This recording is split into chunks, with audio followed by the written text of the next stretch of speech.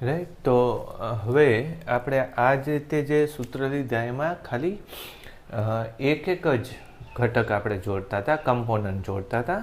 પણ એક કરતાં વધારે કમ્પોનન્ટ હોય તો એની કેલ્ક્યુલેશન કેવી રીતે થાય, એનું પરિણામ આપણે કેવી રીતે દર્શાવી શકીએ. બરાબર, જૂના કોર્સમાં થોડું ડિટેલમાં હતું, પણ હવે આપણા આ નવા કોર્સમાં એ પાર્ટ રિમૂવ કરી દીધો છે.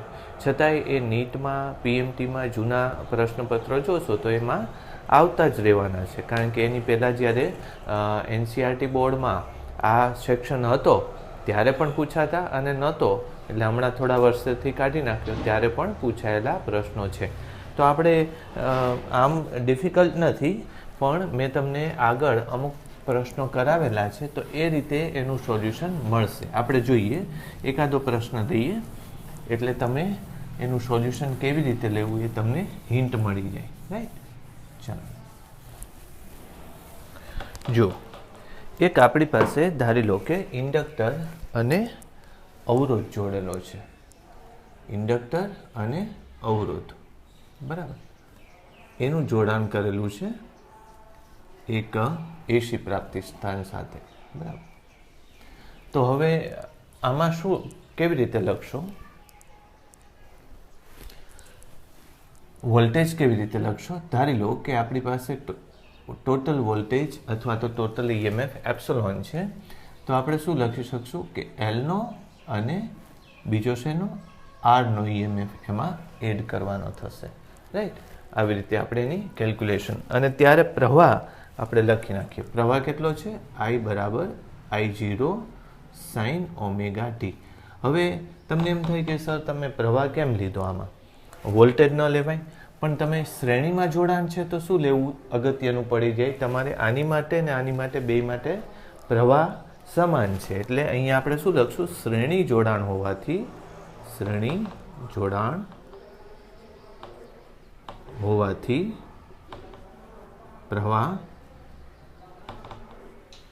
લેવામાં આવેલ છે.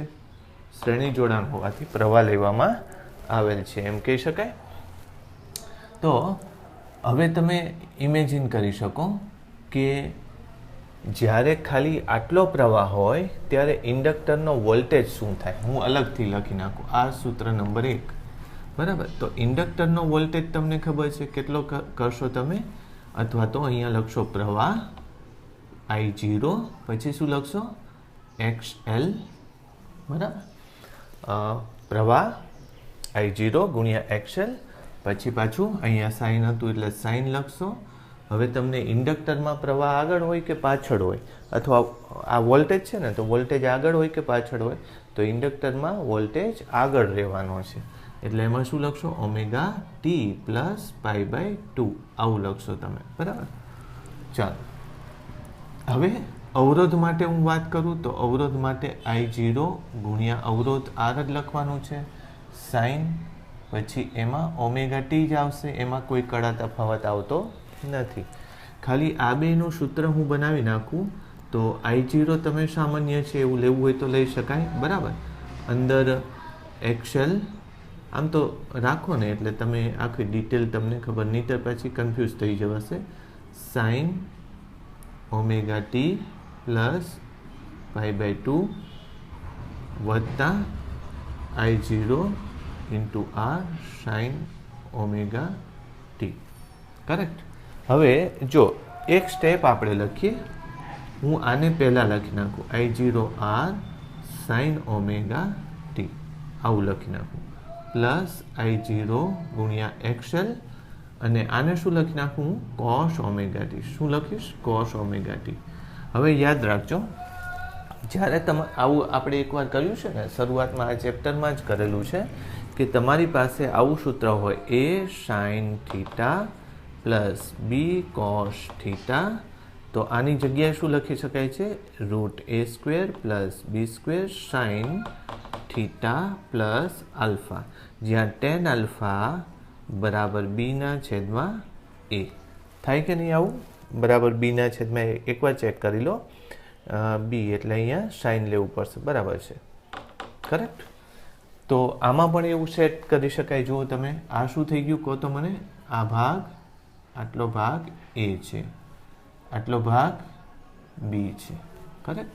તો હું એ સીધું જ લખું, I0 square into R square plus I0 square into XL square, આખાનું શું કરવાનું છે? રૂટ કરવાનું છે. સાઇન, પછી થીટાની જગ્યાએ ઓમેગા ટી છે, અને પ્લસ અત્યારે હું થોડી વાર માટે આલ્ફા લખું, પણ એ આલ્ફા એ શું છે તમે વિચારજો, કડા તફાવત છે. પ્રવાહ કરતાં વોલ્ટેજ આલ્ફા જેટલો કડામાં આગળ છે, એવું વિચારશું આપણે. આલ્ફા જેટલો કડામાં આગળ છે.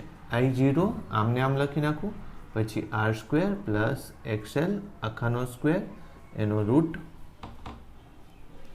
Sign omega T plus alpha. લ્યો, આવું સૂત્ર થયું. હવે તમે ઇમેજિન કરો, ફરીથી પાછું એ જ વસ્તુ આપણે મેન્શન કરશું કે આનો જે પરિમાણ હોય અથવા એકમ હોય અને આખાનું જે પરિમાણ હોય, એ બંને પરિમાણો કેવા થવા જોઈએ? સમાન થવા જોઈએ. બરાબર? ઓકે, હવે આ ભાગ હું થોડી વાર માટે કાઢી નાખું છું. બરાબર? તમારે નોટ ડાઉન કરવું હોય તો આ ભાગ તમે લખી નાખજો. બરાબર? તો પછી આની જગ્યાએ હું શું લખી શકીશ? એપ્સિલોન 0 લખી શકીશ. એપ્સિલોન 0 બરાબર I0 પછી root R square plus XL આખાનો સ્ક્વેર, આવું થશે. ઓકે, હવે પરિમાણ સમાન હોય તો વોલ્ટેજ બરાબર પ્રવાહ ગુણ્યા અવરોધ થશે. એટલે આનું પરિમાણ શું થશે? અવરોધનું પરિમાણ. અવરોધનું પરિમાણ એને શું કહેવામાં આવે? ઇમ્પિડન્સ કહેવામાં આવે. શું કહેવામાં આવે? પરિપથનો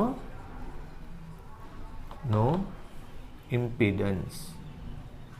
પરિપથનો ઇમ્પિડન્સ કહેવામાં આવે. એનો એકમ શું થશે? એનો એકમ ઓહમ થશે. બરાબર?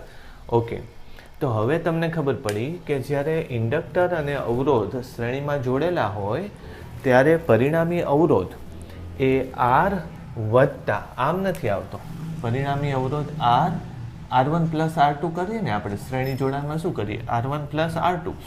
R1ની જગ્યાએ અવરોધ આ છે, પણ આ ઇન્ડક્ટરની જગ્યાએ બધા શું લખી નાખે? ઓમેગા L લખી નાખે. બરાબર?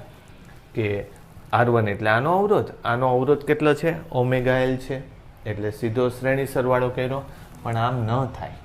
એ કેટલો થશે? તો કે એ ઇમ્પિડન્સ આર સ્ક્વેર કરવો પડે અને ઓમેગા એલની જગ્યાએ અહીંયા XL લખીએ.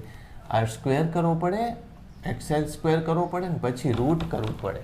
એમ શ્રેણી જોડાણનો નિયમ આમાં નહીં લાગુ પડે, ઇન્ડક્ટરમાં નહીં લાગુ પડે, કેપેસિટરમાં નહીં લાગુ પડે. એટલે યાદ રાખજો, આના ઉપરથી તમે શું લખ્યું? એક નોંધ લખી નાખજો. આ ભલે લખ્યા પછી એ નોંધ લખજો, પણ હું અત્યારે બોલું છું શું કે જ્યારે બે અવરોધો શ્રેણીમાં જોડેલા હોય ત્યારે એના પરિણામી અવરોધ R1 વત્તા R2 થતો હોય છે. પરંતુ જ્યારે અવરોધ સાથે ઇન્ડક્ટિવ કે કેપેસિટિવ રિએક્ટન્સ શ્રેણીમાં હોય ત્યારે એમનો સાદો સરવાળો નથી થતો, પરંતુ બંનેના મૂલ્યના વર્ગના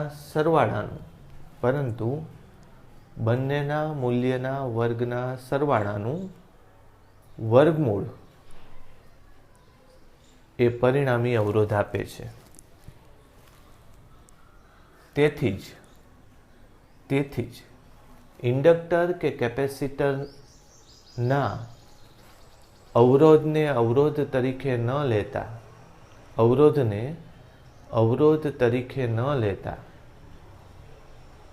તેને રિએક્ટન્સ કહેવામાં આવે છે. અવરોધ તરીકે ન લેતા તેને રિએક્ટન્સ કહેવામાં આવે છે. અને પરિણામી અવરોધના મૂલ્યોને, આવા જોડાણના પરિણામી અવરોધના મૂલ્યને પણ અવરોધ ન કહેતા ઇમ્પિડન્સ કહેવામાં આવે છે. અવરોધ ન કહેતા ઇમ્પિડન્સ કહેવામાં આવે છે. બોલો, હવે આ તમને આવડશે? હવે કોઈ એમ કે આ પરિપથમાં શું થાય છે? પ્રવાહ કરતાં વોલ્ટેજ કડામાં આગળ હોય છે કે પાછળ હોય છે? તો તમે જોયું, જો પ્રવાહ, આ વોલ્ટેજ છે ને આ પ્રવાહ છે. વોલ્ટેજમાં, પ્રવાહમાં ઓમેગા ટી આવે છે અને વોલ્ટેજમાં ઓમેગા ટી વત્તા આલ્ફા આવે છે. તમને એમ કોઈ પૂછે કે આલ્ફા એટલે કેટલું છે, તો આપણે આમ લખવાનું કે ટેન આલ્ફા બરાબર બી. બી એટલે I0 ગુણ્યા XL ભાગ્યા I0 ગુણ્યા R. આ નીકળી જશે એટલે XL ના છેદમાં R. એટલે ટેન આલ્ફા બરાબર શું થશે? XL ના છેદમાં R એની કિંમત આવશે. કોઈ એમ પૂછે કે કેટલો કડામાં આગળ છે, તો ઇન્ડક્ટરનો રિએક્ટન્સ ભાગ્યા અવરોધ, એના ઉપરથી ટેન આલ્ફાની કિંમત શોધી કાઢી અને એ તમને ખબર પડશે કે કેટલો કડામાં આગળ છે કે પાછળ છે. એક હું આકૃતિ પણ એની દોરી દઉં, આમ તો જરૂર નહીં પડે પણ આપણે લઈ લઈએ આકૃતિ એની, બરાબર? તો એની આકૃતિ હું ભૂસી નાખું છું, તમે એને પોઝ કરીને લખી નાખજો.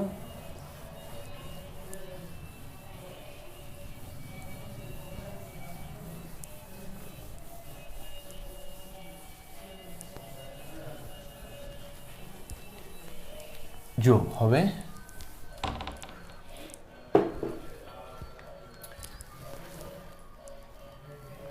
પહેલાં તો એની કડા તફાવતવાળી વાત કરવાની.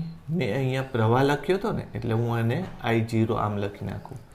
હવે વોલ્ટેજ એના કરતાં કડામાં આગળ છે કે પાછળ છે?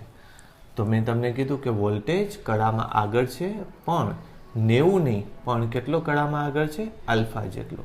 અને ટેન આલ્ફા આલ્ફા એટલે કેટલું? તો કે ટેન આલ્ફા બરાબર XL ના છેદમાં R થાય. આટલો કડામાં આગળ છે. હવે આ ક્યારેક આ વસ્તુ આમ જ ફરતી હોય છે. પહેલાં કેટલી હતી? 90 જેટલો ખૂણો હતો, ખબર છે ને? ઇન્ડક્ટર અને કેપેસિટરમાં કેટલો ખૂણો હતો? 90 જેટલો. જ્યારે આમાં 90 નહીં હોય, 90 કરતાં નાનો ખૂણો હશે, બરાબર? એટલે તમે આવી રીતે વિચારી શકશો. ઇન્ડક્ટર અને અવરોધનું જોડાણ આવી રીતે લઈ શકાય. હવે એનો આપણે પહેલો આલેખ દોરીએ. થોડી પ્રેક્ટિસ થઈ જાય, પૂછાશે નહીં મને, કારણ કે આમાં હા એવું બને કે 4 નાના નાના આલેખો દોર્યા હોય અને કીધું હોય કે આમાંથી કયો આલેખ ઇન્ડક્ટર અને અવરોધના જોડાણ માટે લાગુ પડે એવો છે. તો તમે આ વોલ્ટેજ છે આમ લખી નાખો, બરાબર? ઓકે, હવે તમને ખબર છે કે વોલ્ટેજ એ કડામાં આગળ છે અને પ્રવાહ એ કડામાં પાછળ છે. એટલે આને શું લખશો? વોલ્ટેજ, અને પ્રવાહ લખીશ તો પ્રવાહ કડામાં પાછળ. એટલે પહેલાં તો હું આ લઈ લઉં કે વોલ્ટેજની મેક્સિમમ વેલ્યુ અહીંયા થાય છે, બરાબર? વોલ્ટેજની મિનિમમ વેલ્યુ અહીંયા થાય છે. જો પ્રવાહ કડામાં π/2 જેટલો પાછળ હશે તો પ્રવાહનું ટપકું ક્યાં આવશે? મેં તમને કીધું હતું ને, પ્રવાહનું ટપકું અહીંયા આવે. ક્યારે? જો એ π/2 જેટલો પાછળ હોય. પણ π/2 જેટલો પાછળ નથી. કેટલો પાછળ છે? આલ્ફાની કિંમત કેટલી છે? 0 થી લઈને π/2 ની વચ્ચેની કિંમત છે આલ્ફાની. એટલે π/2 નથી. એટલે તમે એમ કહેશો કે આ જો વોલ્ટેજની મહત્તમ કિંમત હોય તો પ્રવાહની મહત્તમ કિંમત અહીંયા નહીં આવે, પણ એની થોડીક આગળ ક્યાંક આવશે. એટલે હું ધારો કે આવું બિંદુ લઈ લઉં, ખ્યાલ આવ્યો? આટલી દૂર લઈ લો, અને આપણને ખબર છે કે એ થોડું નીચે પણ હશે, એટલે અહીંયા લઈ લઉં. સમજ પડી? એ થોડું નીચે હોવાનું, એટલે ટપકું તમને ખબર પડી ગઈ કે મહત્તમ કિંમત અહીંયા આવશે. એ જ રીતે ન્યૂનતમ કિંમત અહીંયા હતી, અને જો π/2 જેટલો કડા તફાવત હોય તો પ્રવાહની ન્યૂનતમ કિંમત અહીંયા આવે, પણ એ નહીં આવે. આનાથી જેટલું તમે દૂર રાખ્યું એટલું જ અહીંયા ન્યૂનતમ કિંમત આવવાની છે. સમજ પડી? હવે બધું ક્લિયર થતું જાય છે. જો અહીંયા મેક્સિમમ, તો અહીંથી આટલું દૂર હતું ત્યાં હું ક્યાંક એનું ટપકું કરી નાખું. અહીંથી પણ એટલું જ દૂર લઈ લઉં, અહીંયા ટપકું થઈ જશે. અને અહીંયાથી પણ એટલું જ દૂર અહીંયા ક્યાંક લઈ લઉં, ત્યાં ટપકું થઈ જશે. હવે મારા ખ્યાલથી તમે આખું વ્યવસ્થિત, અને હવે 0 છે તો 0માં પણ અહીંયા ક્યાંક ટપકું કરી દઉં. ક્લિયર? ચાલો હવે તમે ડ્રો કરી શકશો કે આનો આલેખ કેવો આવે. આવું આલેખ આવવાનો ને, અને આને ક્યાં ઉતારવું પડશે? આમ નીચે ઉતારવું પડે. અને પાછું એ મહત્તમ નથી, હજી તો થાય છે. આમ ખ્યાલ આવ્યો? કરેક્ટ. આવો કંઈક આલેખ એનો આવવો જોઈએ. કરેક્ટ. તો આ પ્રવાહનો આલેખ આવશે. અને હવે પાછું પહેલાં તમારે ફેઝર, આ જ ફેઝર એમાં ગોઠવાઈ જશે. જોજો તમે, એ કરી જોઈએ આપણે. મેં તમને કીધું કે આ તમને જો મુશ્કેલ લાગે તો ચિંતા નહીં કરવાની, કારણ કે આવા આલેખ પૂછાતા નથી. પણ મેં તમને એની હિન્ટ આપેલી જ છે કે આ જે છે એના જેવો આલેખ દોરી નાખો, બરાબર? તો એ કોનો આલેખ થશે? પછી આના જેવો જ આલેખ દોરશો પ્રવાહનો, પછી આમ દબાવી દેવાનું, તો આ થશે અવરોધનો આલેખ. આ થશે અવરોધનો આલેખ. પછી જો આને હું ફેરવી નાખું અને આ 0 અહીંયા આવી જાય, બરાબર, આમ થઈ જાય, તો એ આલેખ ઇન્ડક્ટરનો થશે.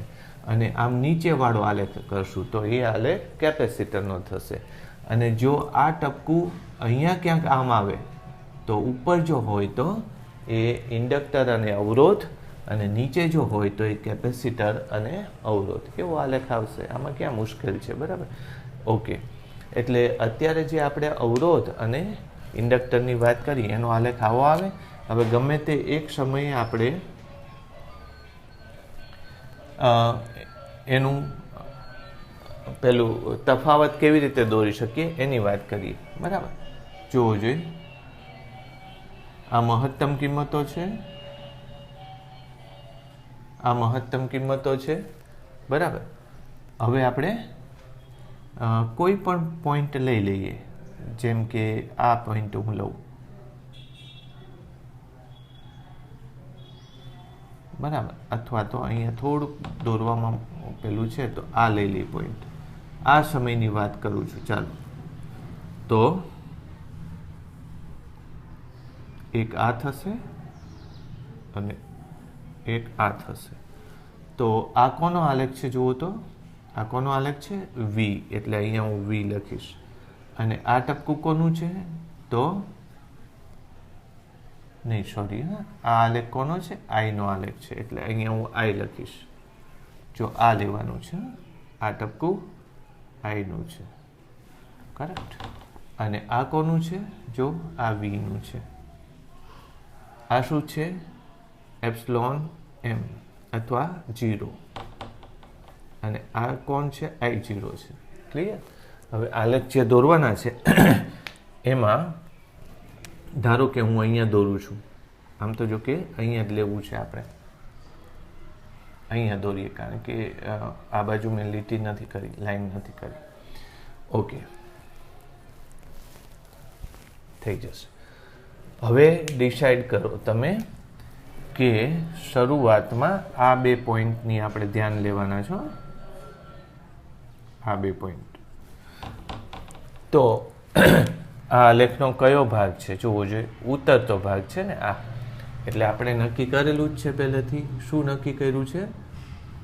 આમ હોય તો આ પહેલો ભાગ, બીજો ભાગ, ત્રીજો ભાગ, ચોથો ભાગ.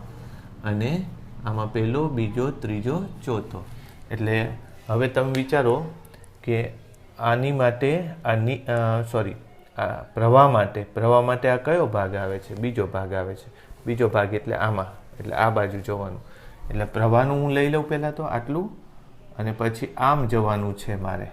ખ્યાલ આવ્યો? જો ફરીથી વિચારો કે પ્રવાહ માટે આ છે અને અહીંયા ટચ થાય છે, આ ભાગ છે, આમાં ટચ થાય છે. જો આમાં થાય છે ને, એટલે આ ભાગ ક્યાં છે? આ છે. જો તો એ બીજા ચરણમાં આવે. એટલે મારે આમથી આમ નથી જવાનું, આમથી આમ જવાનું છે, ઉપરથી નીચે. એટલે આ આટલું થશે. ચાલો, આ એક થયું. અને આને શું લખી નાખશું? પ્રવાહ લખશું, I. બરાબર? ચાલો, હવે આ કયો ભાગ છે? આમ નીચેવાળો ભાગ છે. જો વોલ્ટેજનો કયો ભાગ છે? નીચેવાળો ભાગ આ છે. તો એ ત્રીજા ચરણ, ત્રીજા એટલે આમાં જશે. બરાબર? એટલે મારે ક્યાં જવાનું છે? વિચારો ફરીથી. આમથી જઈને સીધું અહીંયા ટચ કરવાનું, એટલે આમ જઈશું. તો આ કયો થયો? V અથવા તો એપ્સિલોન. ચાલો, બે વચ્ચેનો ખૂણો કેટલો થશે? બે વચ્ચેનો ખૂણો આલ્ફા થશે. આ જ વસ્તુ છે. એટલે આને ફેરવીને મેં કઈ બાજુ લઈ ગયો, આને ફેરવીને આ બાજુ લઈ ગયો, એટલે ખૂણો બે વચ્ચેનો 90 થી નાનો બને. બોલો, આ આઈડિયા તમને આવી ગયો? એટલે આ નહીં દોરવાનું આવે, પણ તમારે કદાચ આના કંઈ પ્રશ્ન પૂછાય તો આ તમને દોરતા આવડવું જોઈએ. બરાબર. હવે આપણે એની સમરાઇઝ અથવા તો સમરી, હજી જો કે કેપેસિટર છે એક આપણે પ્રશ્ન કરી નાખીએ અને જે પૂછેલી બાબતો છે એને પણ એકવાર મેન્શન કરી લઈએ. ચાલો ઝડપથી.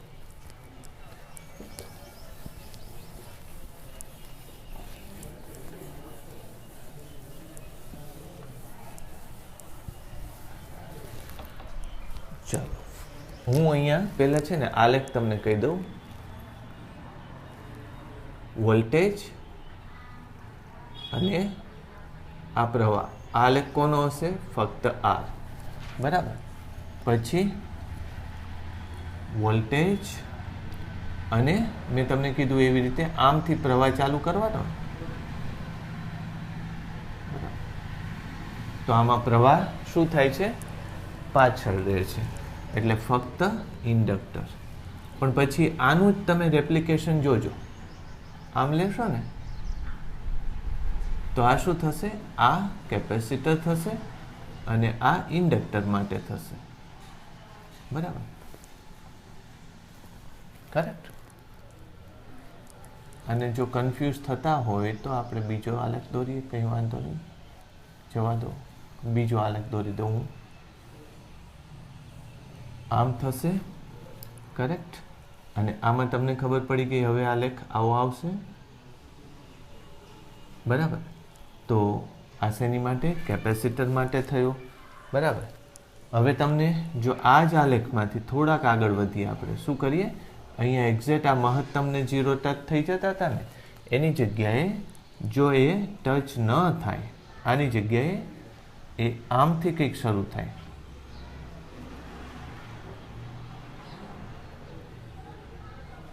આમ થાય એટલે ટચ અહીંયા નથી પણ અહીંયા છે ટચ. તો ઇન્ડક્ટર તો ખરો જ, જો પાછળ છે એટલે કોણ આવશે? આ પ્રવાહ આના કરતાં પ્રવાહ પાછળ રહી જાય છે એટલે ઇન્ડક્ટર આવશે અને ઇન્ડક્ટર સાથે કોણ હશે? શ્રેણીમાં આર હશે. બરાબર. એ જ રીતે જો હવે કેપેસિટરનું સમજાવું તમને, તો કેપેસિટરમાં શું થશે? આ જ વસ્તુ છે, પણ તમે શું લીધું? તો કેપેસિટરમાં અહીંયા 0 થતો તો ત્યાં નહીં થાય, એની કરતાં આગળ થશે. બરાબર. એટલે આવું કંઈક થશે. અહીંયા 0 થયું હતું, અહીંયા કરતાં થોડુંક અહીંયા થઈ જશે મેક્સિમમ, આમ થશે. તો આ કયો થયો? કેપેસિટર તો છે, પ્રવાહ આગળ જ છે, પણ એની સાથે કોણ આવશે? અવરોધ આવશે. બરાબર. તો આ આલેખો તમે જરાક એકવાર મગજની અંદર ઉતારી લેજો, કારણ કે આને રિલેટેડ નાનો એવો પ્રશ્ન કદાચ પૂછાઈ જાય કે 4 આલેખો દોર્યા હોય તો કયો આલેખ કોની માટે સેટ થાય છે, એ આમાં ગોઠવણી કરી શકાય. બરાબર. ચાલો, એક દાખલો છે, ઝડપથી ગણી નાખીએ. તમને આવડે એવો દાખલો છે એટલે આમાં આપણે બહુ ઊંડું ઉતરવું નહીં પડે.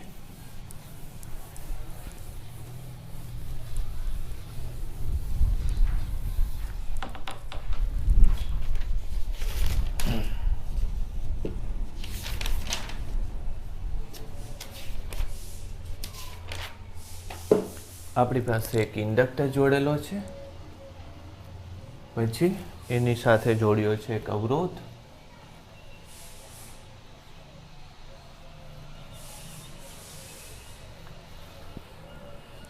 XL બરાબર 4 અને R બરાબર 3. આ ઓહમ જ છે. બરાબર. આવી રીતે આપેલું છે અને તમને કીધેલું છે કે એપ્સિલોન બરાબર 20 sin omega t plus 120, sin omega t plus 120. અને પૂછે છે તમને ઘણું બધું, એમાં Z, એપ્સિલોન 0, I0, બરાબર, છેલ્લે VL, બધી જ વસ્તુ આપણને પૂછેલી છે. તો જોતા જઈએ આપણે. કોઈ પણ હું આમાં ક્વેશ્ચન નથી બનાવતો, પણ પહેલાં મને કહો ઇમ્પિડન્સ શું થાય. તો ઇમ્પિડન્સ મેં કીધું હતું શું? તો કે પહેલાનો વર્ગ XL નો સ્ક્વેર પ્લસ R નો સ્ક્વેર અને એનું રૂટ. તો એક્સએલ એટલે 4નો સ્ક્વેર પ્લસ 3નો સ્ક્વેર અને રૂટ. તો 16 વત્તા 9 એટલે 25નું વર્ગમૂળ થશે 5 ઓહમ. 5 ઓહમ એનો ઇમ્પિડન્સ થશે. ચાલો, કોઈ એમ કે બે વચ્ચે કડા તફાવત કેટલો? તો કડા તફાવત tan ઇન્વર્સ એક્સએલ. એક્સએલ એટલે 4/r એટલે 3. તો tan 4/3 ક્યાં આવશે? તો કે 53 ડિગ્રી આવશે. કડા તફાવત કેટલો છે? 53 ડિગ્રી છે. એટલે તમે શું કહેશો? VAI કરતા 53 ડિગ્રી આગળ છે. ઘણા તફાવત ખબર પડી ગઈ તમને? કરેક્ટ. ચાલો, હવે બીજું શું જરૂર પડશે તમારે? I0 જરૂર પડે. તો I0 મેળવી લઈએ. I0 બરાબર ε0 ભાગ્યા Z લેવું પડશે આમાં. સમજાયું ને? તો ε0 કેટલું છે? જો 20 છે. Z કેટલો આવ્યો? 5. એટલે પ્રવાહ આવશે 4 એમ્પિયરનો પ્રવાહ આવશે. જો આ એમ્પિયરમાં હોય, વોલ્ટેજમાં હોય તો I0 આવી ગયું.